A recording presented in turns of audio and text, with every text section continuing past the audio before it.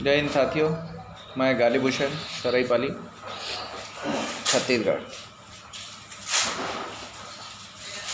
साथियों, आज 38 दिन से ज़्यादा हो चुके किसान आंदोलन को और लगभग 50 किसान भाई इस आंदोलन में शहीद हो चुके हैं। लेकिन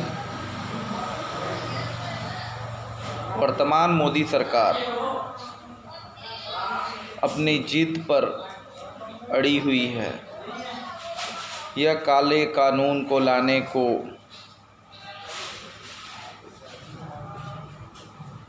लाना ही इनका मकसद क्यों बना हुआ है? आखिर क्यों, किसके दबाव में यह सरकार काम कर रही है? यह कानून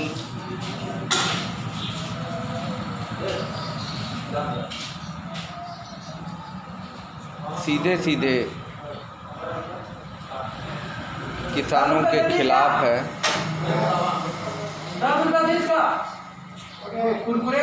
और देश के पूंजीपतियों के हाथ किसानों की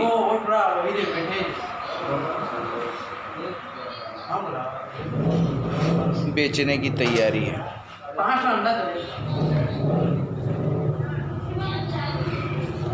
आज देश का किसान इस कड़कड़ाती ठंड में रोड पर बैठने को मजबूर है।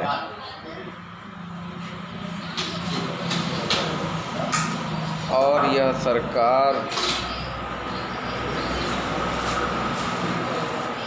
अपने आकाओं के इशारे ऊपर किसानों के साथ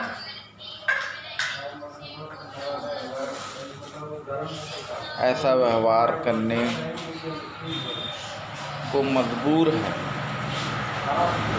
आज से साल भर पहले अडानी और अंबानी के पूरे गोदाम तैयार हो चुके थे। उन्हें कैसे मालूम चला था कि आखिर सरकार यह बिल लाने वाली है? यह बिल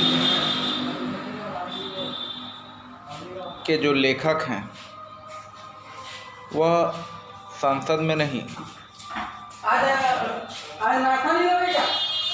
अपने घर पर बैठकर तैयार किया गया बिल है। ये उनको फ़ायदे पहुंचाने के लिए ही यह बिल लाया गया है। आज इस सरकार की तानाशाही रवैये से आम जनता त्रस्त है और जो भी इनके खिलाफ मुंह खोलता है उन्हें यह आतंकवादी, खालिस्तानी, नक्सलाइट नामों से संबोधित करते हैं। इनका इतिहास सभी को मालूम है। थाउट्स ऑफ गौलकर एक बुक है जिसमें पूरी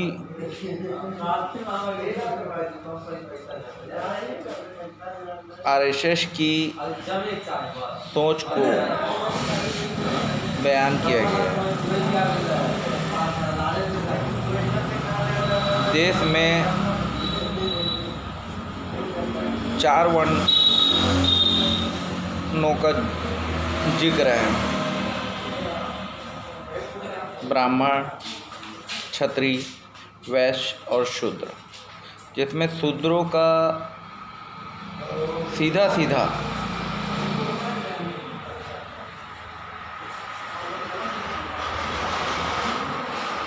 गुलाम बनाने का सोच को जाहिर कर दिया गया है। अब ये शूद्र होते कौन?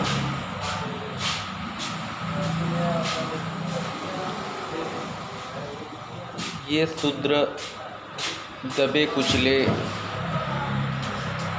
अपने हक अधिकारों से वंचित लोगों की एक पूरी जमात को शूद्र कहा जाता है, जिन्हें हम आदिवासी, दलित और पिछड़े कहते हैं। लेकिन अफसोस की बात है कि हमारे पिछड़े भाइयों को अभी तक यह चीज़ एहसास नहीं हुआ कि उस वर्ण शूद्र वर्ण में वे आते हैं।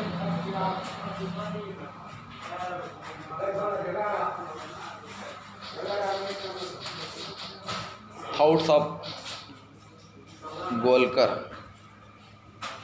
बुक को वे पढ़ लें, उनकी जो भी दिमाग में बैठी हुई शंकाएं हैं वो दूर हो जाएगी कि आगामी दिनों उनके साथ क्या होने वाला है।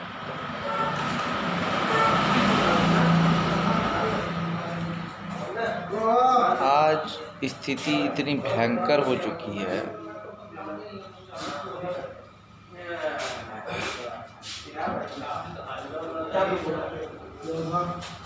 मैं तो यही कह सकता हूँ कि सेकेंड ईस्ट इंडिया कंपनी देश पर हावी हो चुकी है।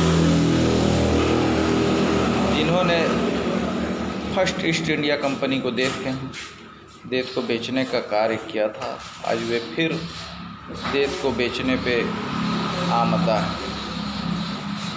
सभी लोगों को मालूम है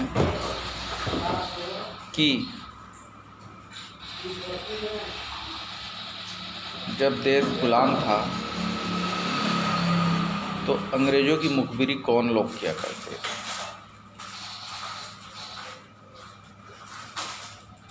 आज उन्हीं के वंशज सेकेंड ईस्ट इंडिया कंपनी के दलाल बनकर देश के सत्ता पर काबिज हो चुके हैं और पुनः देश को बेचने का काम यही लोग कर रहे हैं।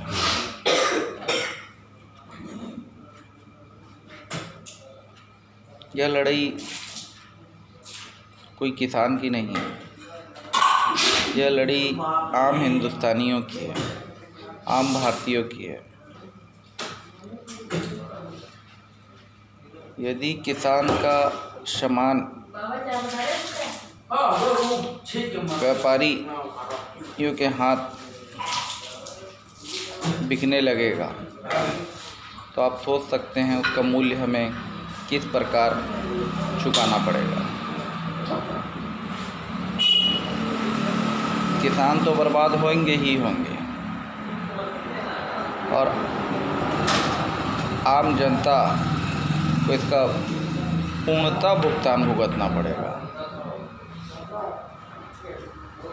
भाइयों,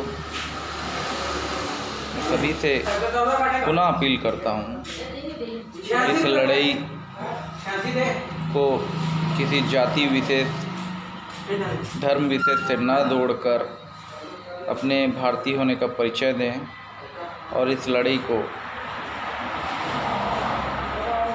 आप अपने आने वाले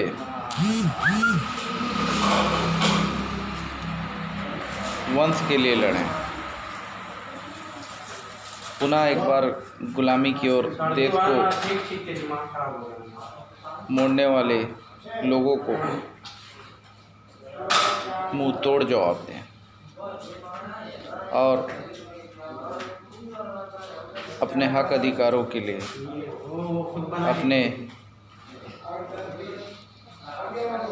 साथियों का, अपने लोगों का साथ दें। जय हिंद, जय भारत।